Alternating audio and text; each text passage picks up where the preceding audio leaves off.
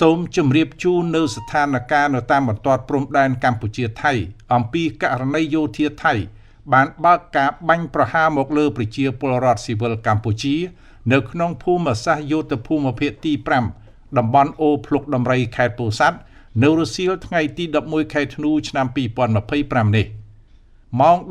15:54 នាទីយោធាថៃបានសម្រុកប្រើប្រាស់យន្តហោះ F-16 ទម្លាក់គ្រាប់បែកចំនួន3គ្រាប់ក្នុងភូមិសាស្ត្រអូភ្លុកដំរីកងកម្លាំងកម្ពុជាបាននឹងបន្តឈរជើងយ៉ាងរឹងមាំស្វាហាប់មោះមុតនិងនៅតែតស៊ូប្រយុទ្ធយ៉ាងស្វិតស្វាញតតាំងជាមួយសត្រូវឈ្លានពាននិងប្រុងប្រយ័ត្នខ្ពស់ជានិច្ចក្នុងការបំពេញតួនាទីរបស់ខ្លួនដើម្បីការពារបូរណភាពទឹកដីរបស់កម្ពុជានិងសេចក្តីថ្លៃថ្នូររបស់យើងដោយអង់អាចក្លាហានដោយមិនងាករាយជាដាច់ខាតទោះក្នុងតម្លៃណាក៏ដោយនិងមិនចោះចាញ់នឹងការបង្ខិតបង្ខំ